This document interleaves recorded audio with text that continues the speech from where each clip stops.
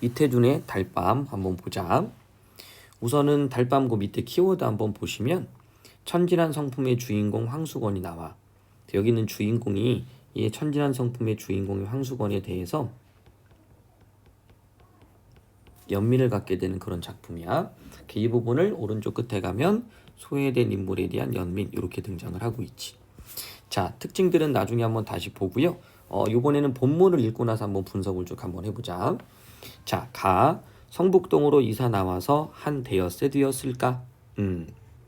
그날 밤 나는 보던 신문을 머리맡에 밀어던지고 누워 새삼스럽게. 자, 새삼스럽게 단어 뜻 혹시 알아요? 모르면 꼭 찾아보셔야 돼요.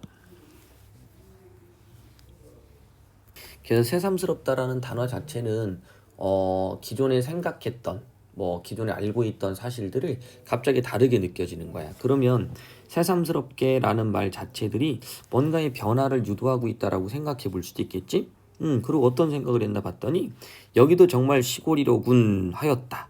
그러니까 성북동에 대한 어떤 이미지라는 것을 시골로 인식을 한 거겠죠. 그지? 무어 바깥이 컴컴한 걸 처음 보고 시냇물 소리 쏴 하는 솔바람 소리를 처음 들어서가 아니래. 그럼 이유는 뭘까? 황수건이라는 사람을 이날 저녁에 처음 보았기 때문이다. 자, 그럼 볼게. 이사 와서 한 대여세 되었죠? 근데 그날 밤이지. 왜 새삼스러웠을까? 그렇죠. 황수건이라는 사람을 봤기 때문에 시골이란 느낌을 다시 느끼게 된 거야. 됐나요? 그럼 초점이 황수건에게 맞춰진다는 걸 알 수 있겠지. 됐니? 자, 요거를 잡아놓고 가야 돼. 자, 그럼 한번 볼게요. 성북동에 왔을 때 자연이라는 걸 보고 내가 시골이다라고 느낀 건 별로 중요하지 않다는 거야. 여기서 황수건이란 인물이 이 장면 안에서는 중요하다는 거지. 자, 그러면 시점은 오케이. 오른쪽에 가봐. 1인칭 관찰자 시점. 황수건이란 인물로 인해서 내가 뭔가를 다시 느끼게 된 거지. 자, 그 다음 가자. 그는, 그럼 여기서는 황수건을 의미하겠다. 그지? 그는 말 몇 마디 사귀지 않아서 곧 못난이라는 것이 드러났다. 자, 그의 성격 나왔어. 우리 인물 나오면 뭐 찾자고 그랬지? 그렇지, 스타일 찾아줘야 돼. 이 스타일은 그 사람의 성격을 나타내. 성격은 왜 중요하다고 그랬지? 그렇죠. 외부 세계를 받아들이는 그의만의 내면 세계를 볼 수 있기 때문이야. 오케이? 그러면 그의 행동이라든지 그의 반응들이 그의 내면 세계를 반영하고 있다는 거지. 자, 그럼 어쨌든 못난이라는 수식이 하나 만들어졌다. 그는 못난이. 이 못난이는 성북동 산들보다 물들보다 조그만 지름길들보다 더 나에게 성북동의 시골이란 느낌을 풍겨주었다. 야, 이 너무 어렵다. 황수건이란 인물을 딱 봤을 때 왜 시골이란 느낌을 받게 되는 거지? 얘가 시골스러워서 그런가? 자, 밑에 한번 볼게. 서울이라고 못난이가 없을 리 없겠지만은 대처에서는 못난이들이 거리에 나와 행세를 하지 못하고 시골에선 아무리 못난이라도 마음 놓고 나와 다니는 때문인지 못난이는 시골에만 있는 것처럼 흔히 시골에서 잘 눈에 띈다. 자, 우리가 몰랐던 상황이 나왔네. 도시에서는 못난이들이 다니지를 못해. 하지만 시골에서는 못난이더라도 마음 놓고 나와 다니는 때문이다. 그러니까 대처에 대한 어떤 인식이 담겨져 있지. 대처는 도시라고 생각하시면 돼요. 사람들이 많이 살고 있는 곳. 그러니까 사람들이 많이 살고 있는 곳에서는 이 못난이가 대접을 받을 수도 없고 그 사람들을 살게끔 놔두지도 않나 봐. 그러니까 시골이라는 느낌은 이 못난이가 다니기 때문이다. 됐죠? 그리고 또 흔히 그는 태고 때 사람처럼 그 우둔하면서도 천진스러운 눈을 가지고 자기 동리에 처음 들어오는 손에게 가장 순박한 시골의 정치를 돋워주는 것이다. 어쩌면 이런 것들이, 자 볼게. 우둔하면서도 천진스럽다. 그러면 대처랑 한번 연결해 볼까? 대처에는 우둔하면서 천진스러운 사람들이 많을까? 그렇지 않을 거야. 도시라든지 상업이 발달했기 때문에 자신들의 어떤 이익을 찾는 사람들이 좀 많겠지? 그러면 거기에 살고 있는 나도 항상 긴장을 할 수 있을 거야. 그런데 이런 시골에 내려오니까 우둔하고 천진스러운, 그럼 나의 마음도 어떨까? 순수해질 수도 있을 거고, 그지? 요건 우리가 좀 넓게 가는 거지만 아직까지는 정보가 명확하진 않으니까 그렇게 한번 상상을 한번 해보면서 뒤쪽을 한번 읽어보자. 자, 다시 한번 대처, 그 다음에 순박한 도시를 상대적 대응짝으로, 됐지? 이걸 이항 대립으로 맞춰놓고 우둔하고 천진스러운 것이 돌아다니는 게 그게 순박한 시골이다. 그러면 대처는 그런 사람들이 다니지 못한다. 이렇게 항을 딱 두 개로만 나눠놓고 한번 해보는 거야. 자, 그리고 뒤에 읽어볼게. 그런데 그날 밤 황수건이는 10시나 되어서 우리 집을 찾아왔다. 그는 어두운 마당에서 꽥 지르는 소리로 악 이댁이 문안서 하면서 들어섰다. 자, 중략됐기 때문에 어떤 내용인지 모르지. 나중에 다시 한 프린트를 줄게요. 뒤에 또 읽어봅시다. 보니 합비는 안 입었으되 신문을 들고 온 것이 신문 배달부다. 자, 그러면 합비 보조들 배달부가 이제 합비는 안 입었대. 근데 신문을 들고 왔다. 그럼 신문을 들고 와서 신문 배달부인데 그때 당시 신문을 배달하려면 합비를 입었어야 되나 봐. 됐지? 그러니까 정식 신문 배달부는 아니라는 거야. 요거는 밑에 있는 해설을 좀 참조해 주셔야 돼요. 자, 그렇소. 신문이요? 아, 그런 걸 사흘이나 저 건너 쪽에만 가 찾았습죠. 제기 하더니 신문을 방에 뜨려뜨리며 그런데쇼.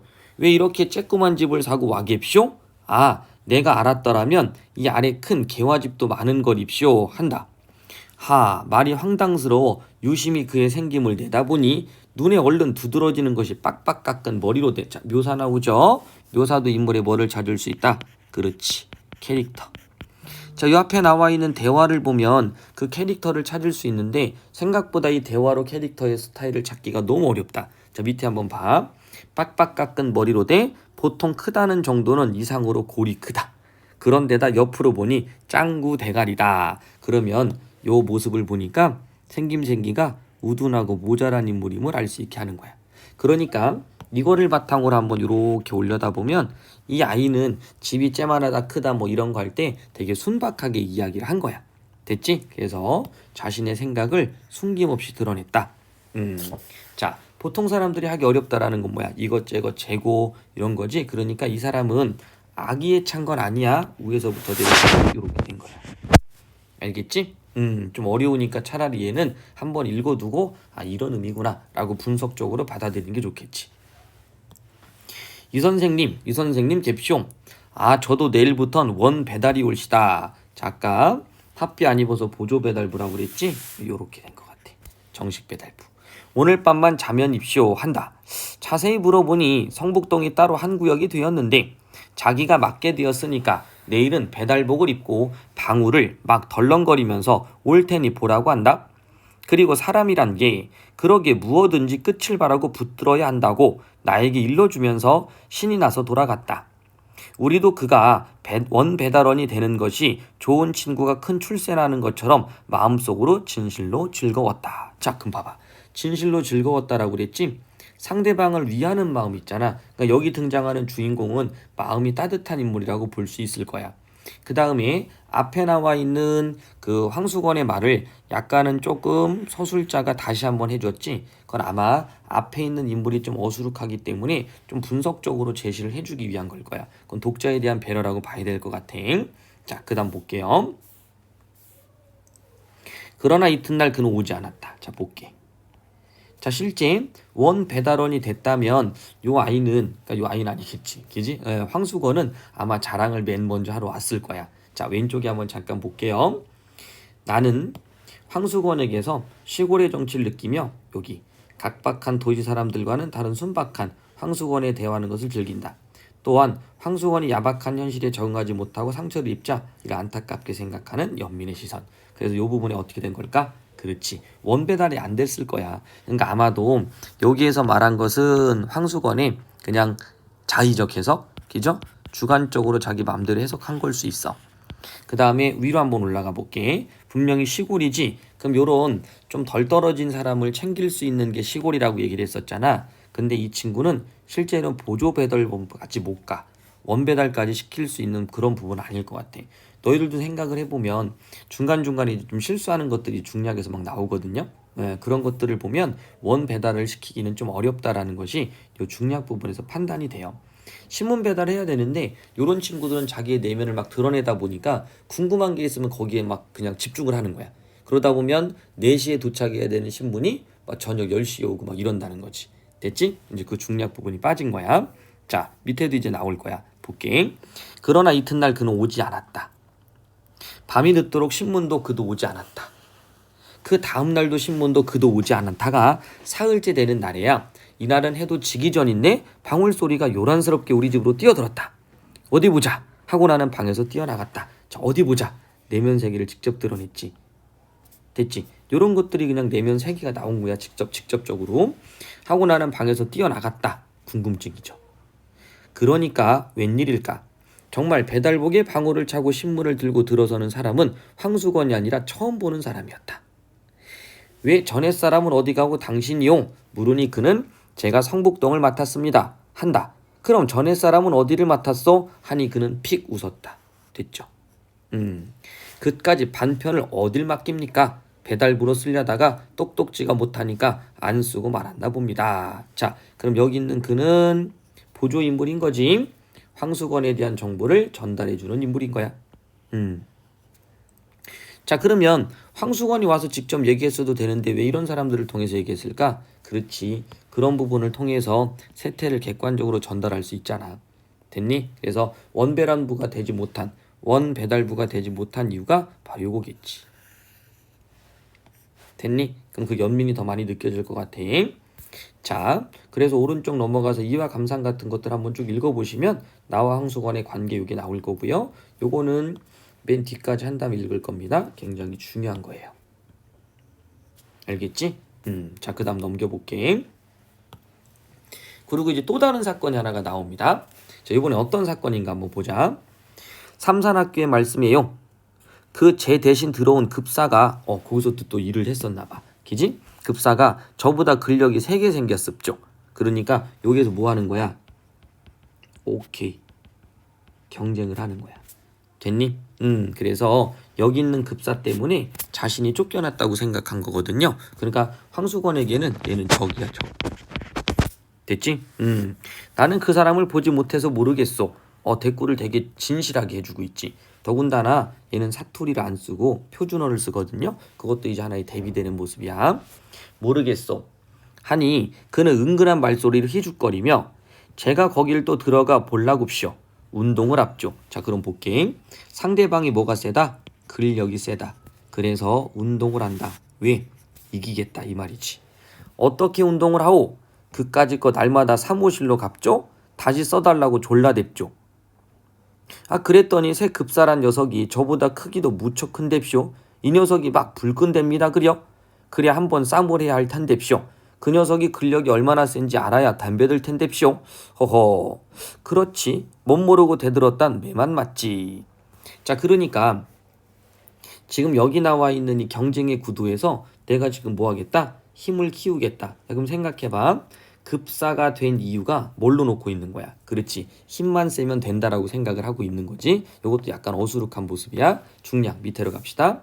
그래접쇼. 요건 뭐냐면 상대방이 얼마나 힘을 센지 알아야 돼. 그러니까 지피지기면 백전백승이다 뭐 이런 얘기겠지. 그래서쇼. 어쩌냐겐 큰 돌멩이 하나를 굴려다 삼산학교 대문에다 놨습죠. 왜? 그렇지. 근력을 확인해야 되니까. 이해 갔니? 자, 그 다음. 그리고 오늘 아침에 가보니까 없어졌는데쇼. 이 녀석이 나처럼 억지로 굴려다 버렸는지 번쩍 들어다 버렸는지 그만 못 봤거든입쇼. 제길 하고 머리를 긁는다. 자, 그럼 굴려다 했다라는 건 뭐야? 그렇지. 나의 어떤 그 힘의 세계를 알 수 있겠지? 어디다 버렸는지 그만 못 봤거든쇼. 제길 하고 머리를 긁는다. 돈만 있으면 그까짓 거 누가 고스카이 노릇을 합쇼. 2천만 있으면 삼산학교 앞에 가서 버섯이 장사를 한 텐데쇼. 저이고. 그럼 요번에 또 뭐 한대? 그렇지. 삼산학교 앞에 가서 장사를 또 하겠대. 그러니까 우편 배달부도 안 되고 급사도 안 되고 아무것도 안 되니까 이제 뭐를 해야 돼? 장사를 하는 거지. 무슨 장사? 방학 될 때까지 참외 장사도 하고쇼. 가을부턴 군반 장사, 외떡 장사, 습자지, 도화지 장사 막 합죠. 삼산학교 학생들이 저를 어떻게 좋아하겠쇼? 저를 선생님보다 낫게 했나. 요 별표야. 황수건이 가지고 있는 어떤 허풍은 인물을 희화화하는 거. 아이들이 어쩌면 아마 좀 놀렸을 수도 있었을 거야. 근데 그것을 자기를 좋아한다고 생각할 수 있을 거고 자세한 내막은 나타나지 않으니까 그 정도 인식해 주시고요. 나는 그날 그에게 돈 3원을 주었다. 그의 말대로 삼산학교 앞에 가서 버젓이 참외 장사도 해보라고. 그리고 돈은 남지 못하면 돌려주지 않아도 좋다 하였다. 그는 삼원돈에 덩실덩실 춤을 추다시피 뛰어나갔다. 그리고 이튿날 선생님 잡수시라급쇼 하고 나 없는 때 참외 3개를 갖다 두고 갔다. 요거는 누구? 조심해야 돼. 나에 대한 고마움이야. 자, 돈 3원은 황수건에 대한 연민이고요. 됐지? 그 다음 참외 3개는 그것에 대한 대가, 나에 대한 고마움이겠지? 그리고는 온 여름 동안 그는 우리 집에 얼씬하지 않았다. 자, 얼씬하지 않았다. 안 나타났다는 건 그렇지. 실패했다는 거야. 들으니, 자, 이것도 별표입니다. 위로 올라갑니다. 황수건에 닥친 불행에 대해 소문으로 전해 들은 내용을 간략히 전달함으로써 독자가 황수건의 불행에 몰입하는 것을 막아 작품이 비극적인 분위기로 흘러가는 것을 방지하는 거야. 됐지? 그래서 황수건에 대한 어떤 삶에 대한 절망이나 이런 것보다는 조금 더 연민의 감정이 더 크다라는 걸 보여주는 거죠. 자, 밑에 한번 갈게. 또 그까짓 것보다 한 가지 놀라운 소식은 그의 아내가 달아났다는 것. 참외 장사도 망쳤고요. 아내도 달아났고요. 저희끼리 금슬은 괜찮았건만 동서가 못 견디게 굴어 달아난 것이라 한다. 남편만 남 같으면 따로 살림 나는 날이나 기다리고 살 것이나 평생 동서 밑에 살아야 될 신세를 생각하고 달아난 것이라고 한다. 그런데 요 며칠 전이었다. 밤인데 달포만에 중요한 단어 나왔네. 우리 봤죠? 그렇지. 한 달이 조금 넘었다. 그 다음에 1년이 좀 넘었다. 기억나? 해포. 오케이 굿. 달포만에 수건이가 우리 집을 찾아왔다.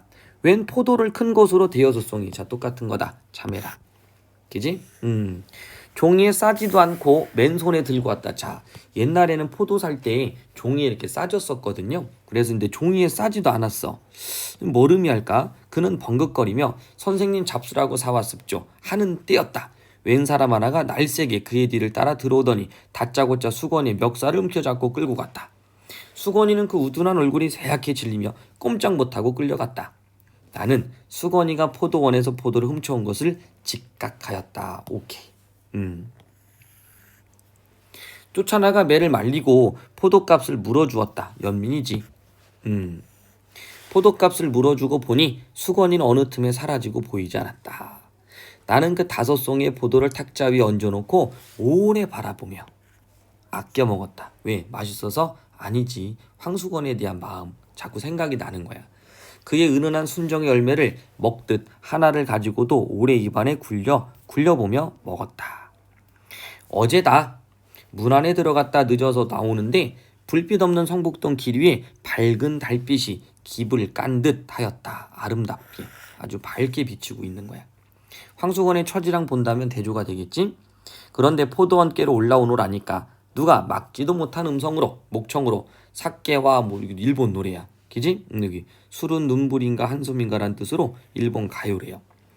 자, 부르며 큰 길이 좁다는 듯이 휘적거리며 내려왔다. 보니까 수건이 같았다.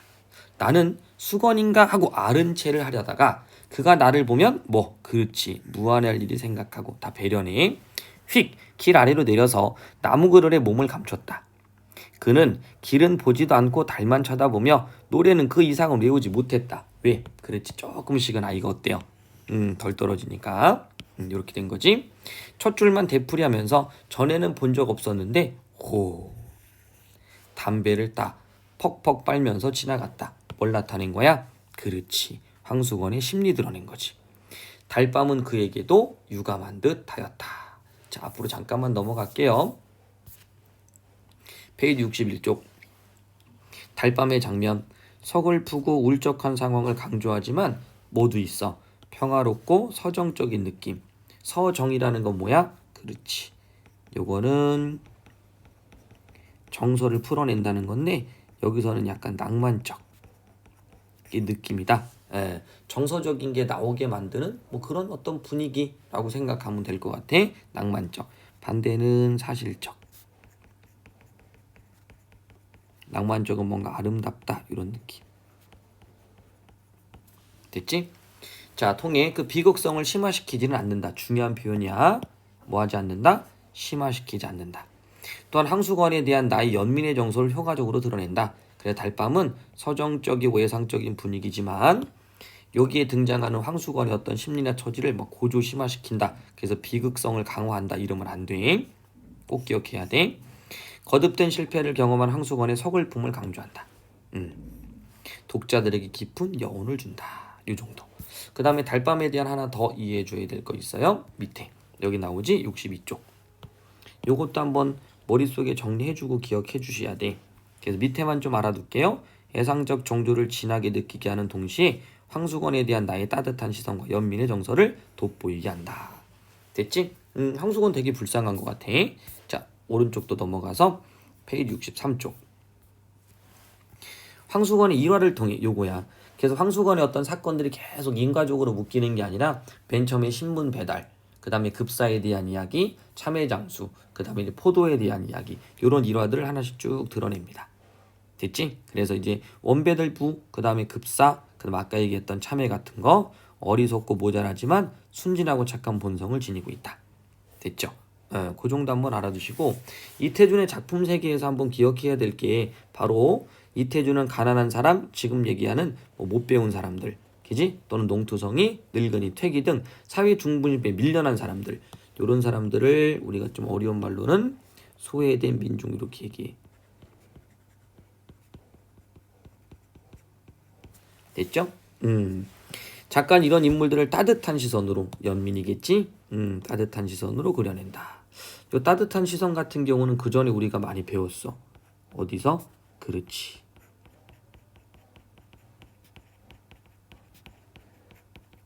사평역에서. 요거는 시험에도 많이 나오니까 좀 알아두시고요. 자, 이를 통해 이러한 인물들이 실패하고 좌절할 수밖에 없는 각박하고 인간적인 정이 사라진 세태에 대한 문제 제기. 됐지? 각박하고 인간적인 정이 사라진 세태에 대한 문제 제기다.